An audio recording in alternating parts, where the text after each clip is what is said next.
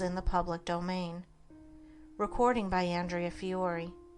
Above Life's Turmoil by James Allen. Chapter 5. The Man of Integrity. There are times in the life of every man who takes his stand on high moral principles, when his faith in and knowledge of those principles is tested to the uttermost, and the way in which he comes out of the fiery trial decides as to whether he has sufficient strength to live as a man of truth and join the company of the free, or shall still remain a slave and a hireling to the cruel taskmaster, self. Such times of trial generally assume the form of a temptation to do a wrong thing and continue in comfort and prosperity, or to stand by what is right and accept poverty and failure. And so powerful is the trial that to the tempted one it plainly appears on the face of things as though, if he chooses the wrong, his material success will be assured for the remainder of his life, but if he does what is right, he will be ruined forever. Frequently the man at once quails and gives way before this appalling prospect which the path of righteousness seems to hold out for him. But should he prove sufficiently strong to withstand this onslaught of temptation, then the inward seducer, the spirit of self, assumes the grab of an angel of light and whispers, "Think of your wife and children. Think of those who are dependent upon you.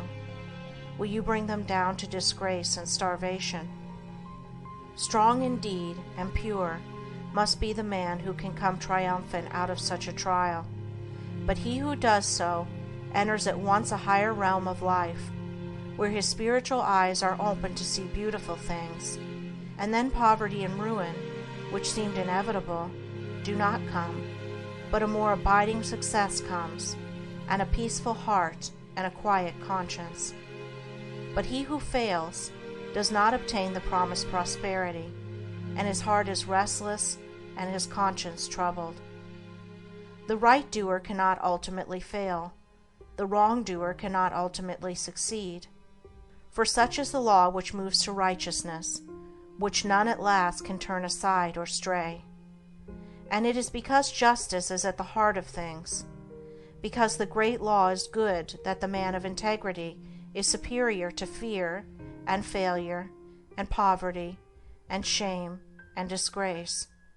As the poet further says of this law, "The heart of its love, the end of it, is peace and consummation, sweet obey." The man who, fearing the loss of present pleasures or material comforts, denies the truth within him, can be injured and robbed and degraded and trampled upon, because he first injured, robbed, and degraded and trampled upon his own nobler self.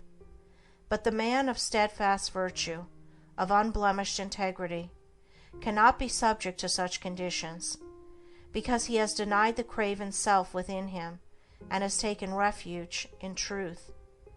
It is not the scourge and the chains which make a man a slave, but the fact that he is a slave. Slander, accusation, and malice cannot affect the righteous man, nor call from him any bitter response, nor does he need to go about to defend himself and prove his innocence. His innocence and integrity alone are a sufficient answer to all that hatred may attempt against him. Nor can he ever be subdued by the forces of darkness, having subdued all those forces within himself. But he turns all evil things to good account. Out of darkness he brings light, out of hatred love, out of dishonor honor, and slanders, envies, and misrepresentations only serve to make more bright the jewel of truth within him, and to glorify his high and holy destiny. Let the man of integrity rejoice, and be glad when he is severely tried. Let him be thankful that he has been given an opportunity of proving his loyalty to the noble principles which he has espoused, and let him think, "Now is the hour of holy opportunity. Now is the day of triumph for truth. Though I lose the whole world, I will not desert the right." So thinking, he will return good for evil, and will think compassionately of the wrongdoer. The slanderer, the backbiter, and the wrongdoer may seem to succeed for a time, but the law of justice prevails. The man of integrity may seem to fail for a time, but he is invincible, and in none of the worlds, visible or invisible, can there be forged a weapon that shall prevail against him. Chapter 6. Discrimination. There is one quality which is preeminently necessary to spiritual development, the quality of discrimination.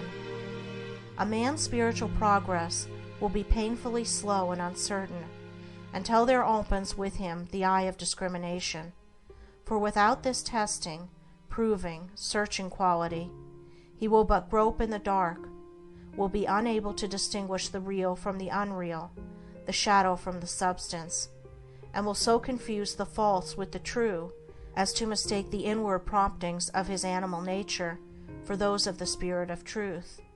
A blind man, left in a strange place, may go grope his way in the darkness, but not without much confusion and many painful falls and bruisings.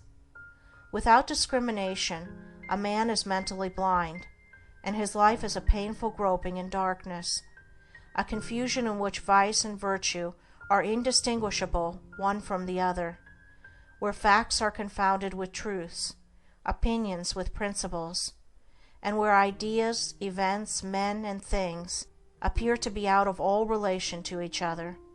A man's mind and life should be free from confusion. He should be prepared to meet every mental, material, and spiritual difficulty, and should not be inextricably caught, as many are, in the meshes of doubt, indecision, and uncertainty when troubles and so-called misfortunes come along. He should be fortified against every emergency that can come against him. But such mental preparedness and strength cannot be attained in any degree without discrimination, and discrimination can only be developed by bringing into play and constantly exercising the analytical faculty.